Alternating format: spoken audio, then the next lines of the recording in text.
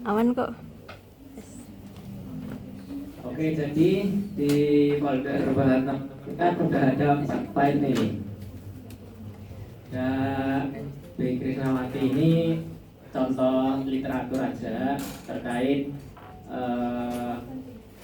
apa ya? Terkait tanaman akasia, kayak cara budidayanya, cara tanam dan lain-lain, hal-hal teknis terkait budidaya akasia mangium itu dijelaskan di sini. Jadi nanti teman-teman itu akan merencanakan hutan tanaman dari semak belukar atau lahan kosong ke salah satu jenis tertentu. Nah, jenisnya nanti ada ini, ada 9.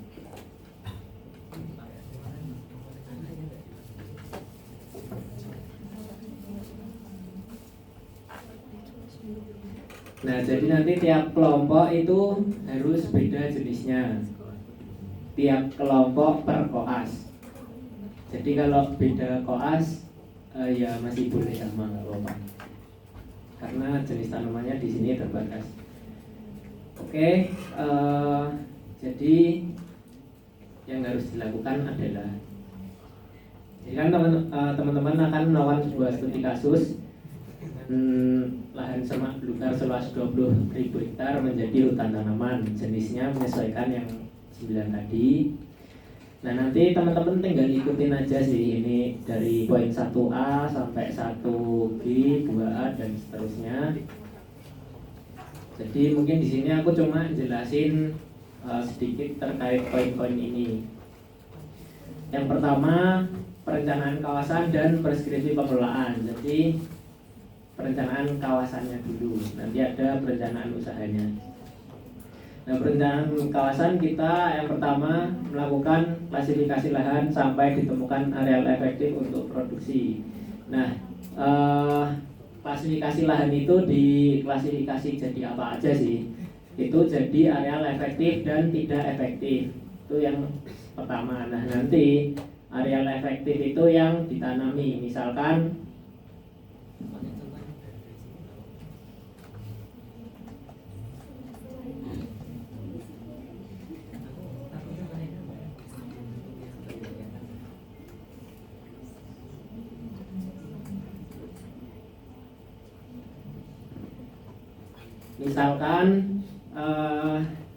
tadi kan dibagi areal efektif dan tidak efektif. Areal efektif itu yang ya efektif untuk budidaya. Misalkan 20.000 hektar ini yang kan kita kan perlu ini juga ya, kayak sarana prasarana, terus bangun jalan, terus TPK, TPS, yaitu teman-teman sudah pelajari, dan itu juga membutuhkan ruang. Jadi 20.000 hektar itu nggak semuanya jadi tanaman. Nah, itu teman-teman silahkan dibagi kira-kira buat areal efektif dan areal tidak efektifnya itu berapa persen. Misalkan ya, nanti teman-teman kalau bisa ada studi literaturnya. Misalkan efektifnya 18.000, tidak efektifnya 2.000 itu nanti dipakai buat misalkan gubuk, pos pengawasan, pos keamanan, terus ada buat bangun jalan, buat bangun TPK, TPS, terus buat ya kantor kerja dan sebagainya. Itu nanti teman-teman silahkan susun itu. Dan yang areal efektifnya ya semuanya jadi tanaman ya, karena hutan tanaman industri.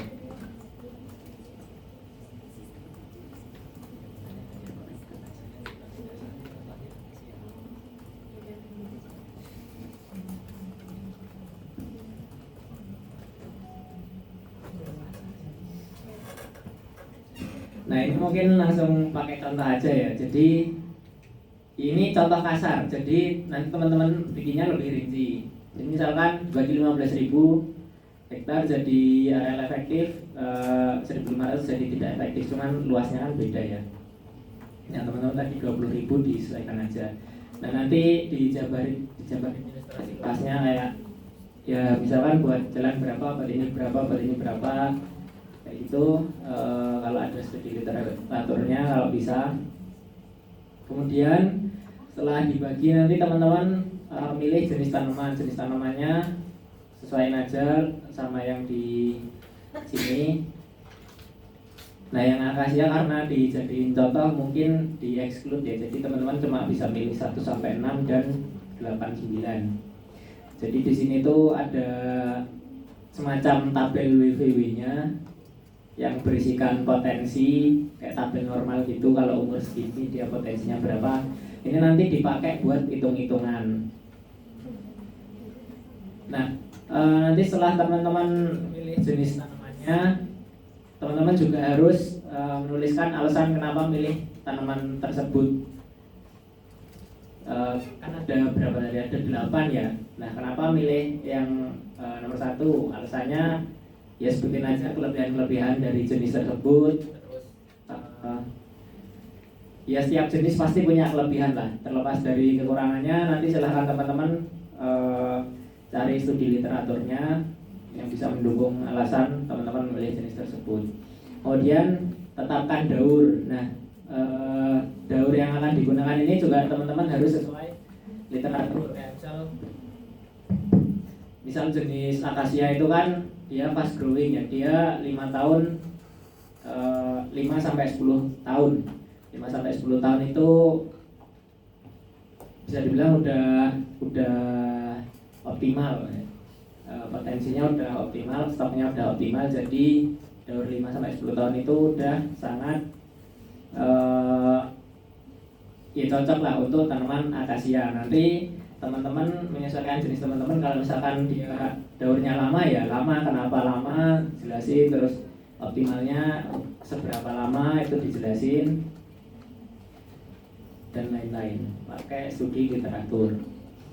Kemudian poin jarak tanam ya, ini hal-hal teknis ya, jadi kayak jarak tanam berapa, terus dikasih alasan juga, dan bisa mungkin pakai studi literatur. Kemudian ada pemeliharaannya, misalkan tanaman tertentu dia memerlukan penjarangan. Nah alasan dari penjarangan itu untuk apa? Kalau misalkan ya teman-teman sudah sering dengar teorinya untuk jati ya, penjarangan untuk apa, di umur berapa, dan lain-lain gitu. Kemudian teman-teman juga perlu membagi jumlah dan luas petanya. Jumlah dan luas peta agar hutan normal dapat terbentuk. Tadi kan ada ilustrasi di PPT ya. Pokoknya pembuatan peta dan luasnya itu sesuai dengan daurnya. Kuncinya di situ sih. Misalkan luasnya 20.000, daurnya 5 tahun.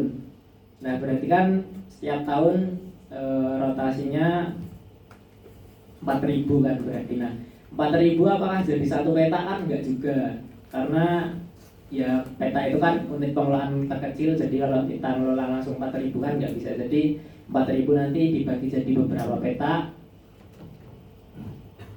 yang artinya nanti dalam tahun 1 menebang sebanyak 4.000 di peta 1 sampai sekian. Jadi berapa peta nanti luasnya, teman-teman juga silahkan cari studi literatur buat jumlah dan luasnya. Kayak luas peta optimal itu berapa sih, itu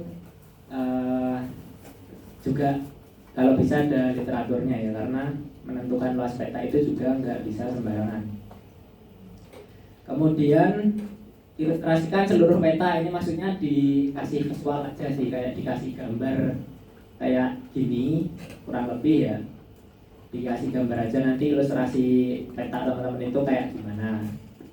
Misalkan jadi 20.000 jadi 500 peta, satu peta 40 hektar itu kan, nanti berarti ada sekian banyak peta, ada sekian, dan 500 peta itu bikin pakai Excel sebenarnya gampang sih, kotak-kotak gitu, tinggal dinomorin. Kemudian ya itu kan udah dapat luas peta, jumlah dan luas peta jenisnya apa, terus tindakannya kurang lebih mau apa aja ya pemeliharaannya gitu. Nah kemudian selanjutnya perencanaan usaha atau perkiraan biaya dan prediksi hasilnya. Nah nanti yang harus teman-teman perkirakan adalah langkah pertama yang harus teman-teman lakukan untuk memperkirakan biaya adalah identifikasi elemen pekerjaan pengelolaan hutan tanaman mulai dari perencanaan, penyiapan lahan, penyiapan bibit, tanaman, pemeliharaan, perlindungan hutan sampai pemanenan. Nah, ini nanti teman-teman buat poin 2 dari A sampai D itu sampai F, teman-teman bikin Excel. Bikin Excel di sini guys. Nah kurang lebih ya, ini kurang lebih aja kayak gini. Kegiatannya apa aja, terus satuan standar, volume, harga satuan, biaya, tahun berapa, itu sesuai rencana teman-teman yang udah teman-teman susun di poin 1 tadi. Nah ini harganya lihat dari mana, satuannya lihat dari mana, itu ada di ini buku HSPK atau standar harga satuan pokok kegiatan bidang pengendalian. Nah, di sini itu ada ini perlu sinyal ya. Pokoknya di sini nanti kalau teman-teman scroll tuh ada standar biaya, misalkan pembuatan, nah kayak gini ya. Nanti cari aja yang judulnya sesuai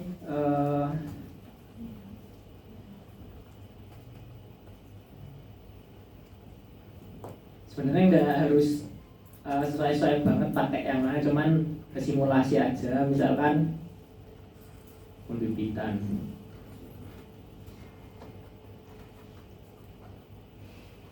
Nah misalkan nyari biaya pembibitan, di sini judulnya pembibitan dalam rangka pembangunan ASDG ya teman-teman. Boleh aja abaikan ASDG itu apa dulu ya. Yang penting teman-teman dapat nominal dari biaya pembibitannya dulu. Nah di sini nanti teman-teman tinggal lihat satuan, volume, dan standar biayanya. Pakai yang total aja boleh, yang udah langsung total. Untuk rayon ini apa?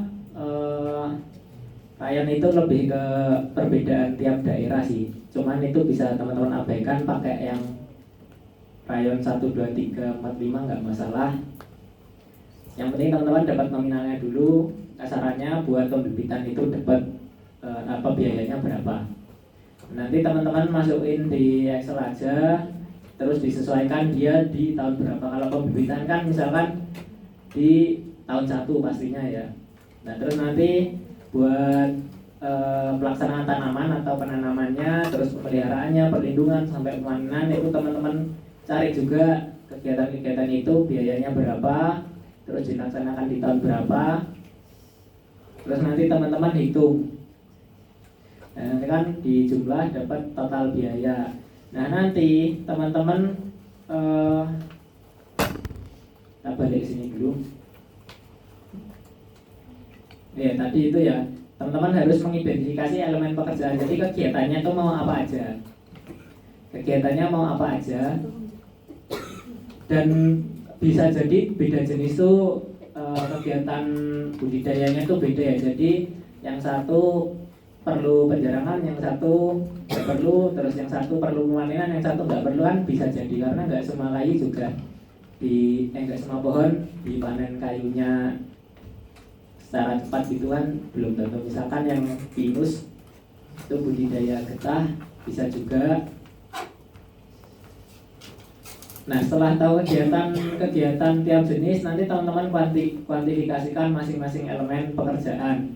Kuantifikasikan tadi ya, maksudnya itu dihitung dia mau berapa kali satuannya, volumenya berapa kali, satuannya apa. Misalkan di sini ada persiapan lahan, volumenya dan pemasangan pal batas. Di sini volumenya 270 buah pal batas dengan standar 2 buah per hektar, biayanya segini. Jadi nanti tinggal dikalikan ya. Ya kurang lebih cash flow sederhana. Nanti tiap elemen pekerjaan teman-teman hitung biayanya. Nah, setelah dikuantifikasikan, buat tata waktu masing-masing pekerjaan butir A dan B yang ini selama 2 rotasi. Jadi misalkan akasia ini kan tahun 5 ditebang ya. Nah, nanti di tahun 5 ada pemanenan. Nah, terus nanti di tahun 6 teman-teman buat lagi. Tahun 6 berarti kan kalau habis dipanen balik lagi, dia perlu persiapan lahan lagi, pengadaan benih lagi, penanaman lagi, terus di tahun 7-nya nanti pemeliharaan lagi. Nah, itu diulang sampai 3 rotasi. Berarti 15 tahun kalau misalkan akasia ini 5 tahun ya daunnya. Itu. Nah, terus nanti teman-teman hitung, di sini belum ada di Excel ini, teman-teman hitung untungnya juga. Nah, ini kan oh iya, sebelum ke untung, teman-teman nanti bikin juga ini buat poin C ya, tata waktu masing-masing pekerjaan butir A dan B. Nah, buat di sini ya, ini cuma kapan-kapannya aja sih gitu. Sebenarnya dari sini sudah bisa dilihat gambarannya, cuma nanti teman-teman buat sheet baru, tabel baru yang lebih spesifik untuk tata waktunya aja. Jadi kegiatan apa, tahun berapa. Nanti tinggal ditandain pakai dicentang atau diwarnain juga boleh. Silakan, kreativitas. Kemudian setelah itu, nah ini contoh ya, contoh yang tadi. Setelah itu buat prediksi hasil tahunan pada masing-masing rotasi. Nah, teman-teman juga memprediksi hasil atau ya hasil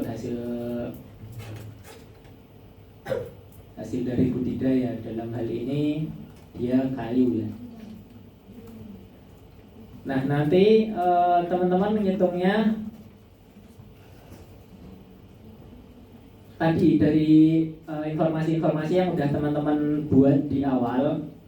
Jadi kan dengan jarak tanam berapa, luas petak berapa, itu kan teman-teman bisa dapat jumlah pohon. Di sini misalkan dalam 1 hektar jarak tanam 2 kali 3 ada 1650 pohon. Nah, nanti teman-teman juga harus teman-teman buat rencana kayak penjarangan, pemeliharaan dan lain-lain, itu juga harus dijelaskan. Misalkan penjarangan itu dilakukan berapa persen atau berapa pohon. Misal di tahun 2 dia berkurang sekian persen, berarti nanti sisa pohonnya berapa. Nah, itu nanti kan pengaruh ke pas teman-teman nebang sisa pohonnya berapa. Nah, itu teman-teman lihat dari sini.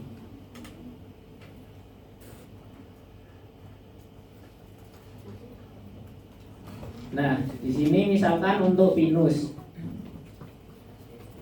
atau yang lain ya.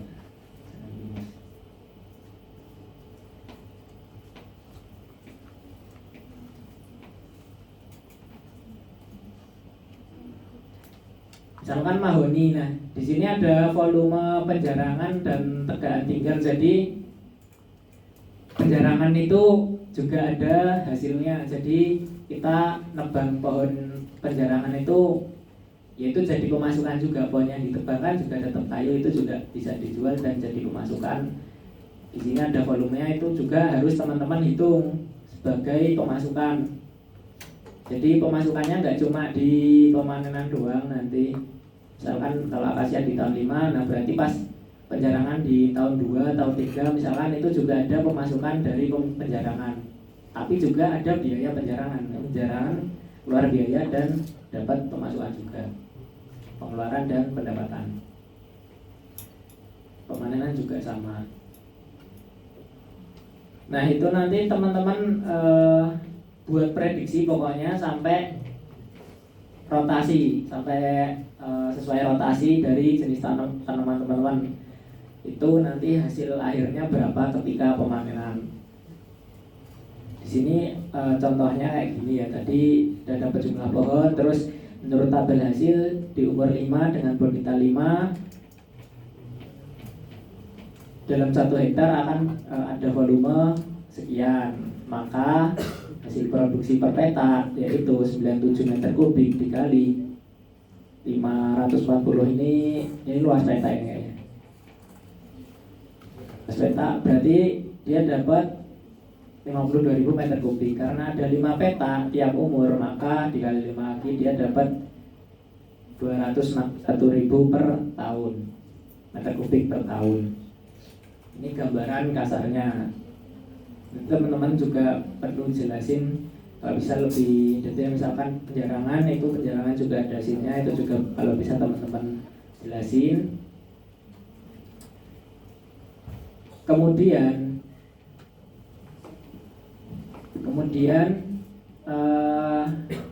buat perkiraan biaya tiap komponen kegiatan selama 2 rotasi ini sama ya kayak poin sebelumnya tadi. Intinya teman-teman hitung biayanya di sini ditambahin ke rotasi berikutnya sampai 3 rotasi berarti.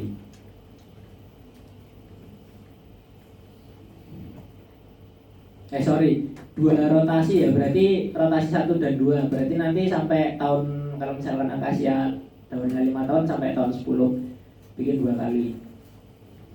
Itu lebih menekankan supaya kita tahu setelah panen itu ngapain sih, karena sebenarnya kan kegiatan pengelolaan hutan itu kan awalnya kan dari manen ya, manen, nanam, baru pemeliharaan. Jadi setelah dipanen itu diapain, itu juga teman-teman merencanakan, nggak selesai di manen terus udah gitu aja.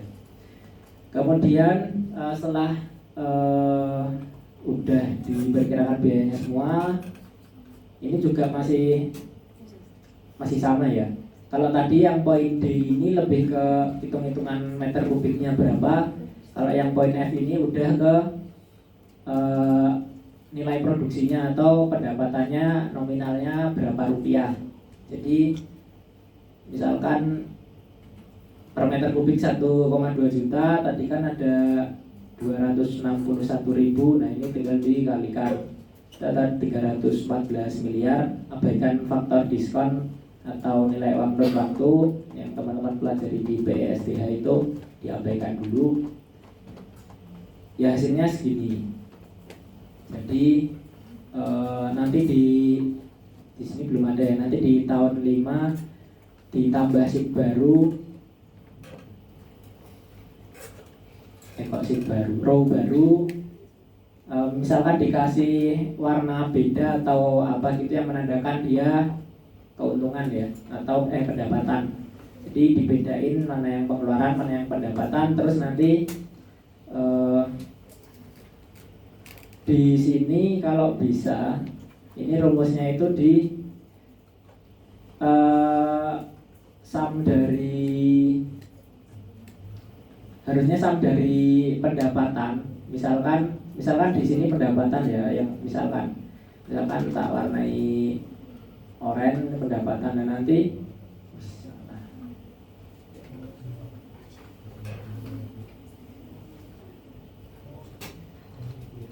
misalkan ini, nanti rumusnya di sini aja.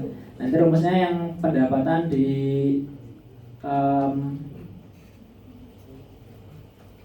dikurangi biaya. Kalau misalkan ada banyak ya pakai sum, nanti biaya di blok segini. Nah berarti di tahun 1 dia masih apa istilahnya ya, dia masih rugi lah. Tahun 1 masih rugi ya, nanti diakumulasi tahun 2, tahun 3. Nah nanti kan kelihatan dia dapat untungnya berapa. Apakah dapat untung udah pasti saat pemanenan? Belum tentu, bisa aja dari penjarangan udah dapat untung duluan, atau kalau misalkan jenis pohonnya bisa ngasilin HBK sebelum penebangan ya bisa jadi dapat keuntungannya dari HBK ya di tengah-tengah rotasi gitu. Karena ya walaupun semua jenis di sini akhirnya ditebang, cuman kan ada juga yang menghasilkan HBK, itu Kalau bisa teman-teman studi literaturnya yang kuat, ya kan, itu bermanfaat buat teman-teman sendiri. Kemudian kalau udah nanti dapat hasil akhirnya, nah setelah itu teman-teman poin 3 ini terkait pengorganisasian pengelanjutan, nanti teman-teman buat bikin rancangan pengorganisasian tingkat lapangan yang meliputi departemenisasi, yaitu secara teritorial dan fungsional, dan pembagian kerjanya apa. Ya gambarannya nanti teman-teman bikin bagan struktur organisasi sih, secara teritorial dan fungsional. Kalau teritorial kayak apa ya? Misalnya KPH, BKPH, RPH, itu teritorial, itu organisasi teritorial itu lebih ke wilayahnya di mana. Nah, di dalam RPH, di dalam BKPH, KPH itu kan masih ada struktur-struktur fungsional. Nah, itu nanti teman-teman silahkan buat dua-duanya. Dan pembagian kerja atau fungsi dari tiap-tiap departemen ya. Tiap departemen itu apa? Di sini ya ini contoh baganya aja, nanti teman-teman bikin juga penjelasan tiap departemen atau tiap bagian, tiap satu kotak ini tuh dia pembagian kerjanya kemana. Sampai sini ada yang mau ditanyain? Silakan.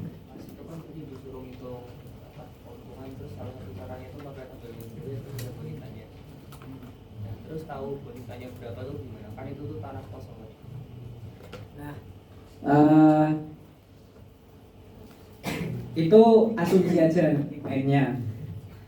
Teman-teman penjelasannya nanti diasumsikan setelah pengelolaan sedemikian rupa itu hasilnya bonita 3. Kan teman-teman tahu bonita diukur dari terus ya udah pernah, bonita itu diukur dari mana. Cuman kan kalau simulasi di sini aja kan nggak mungkin kita tahu ya bonita dari mana. Nanti teman-teman main asumsi aja setelah dikelola sekian demikian rupa itu saat panen bonita 3. Misalkan bonita 3, nanti teman-teman cari aja yang bonita 3, umurnya menyesuaikan, nah nanti volumenya ikut yang di situ. Oke? Lagi.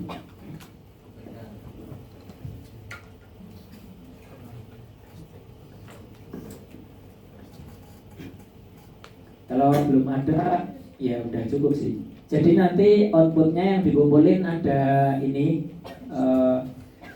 Word ini, studi kasus sama Excel-nya. Excel yang berisikan 2 sheet. Yang tentunya lebih detail dari ini ya. Ini sederhana aja. Kalau nggak ada kita post test.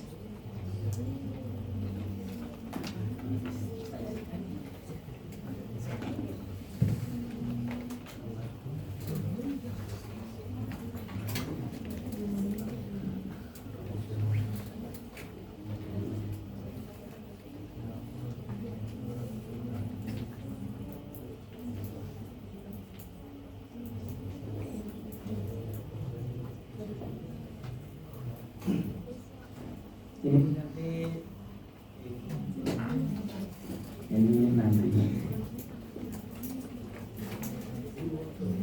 Oke, silakan post test 10 menit.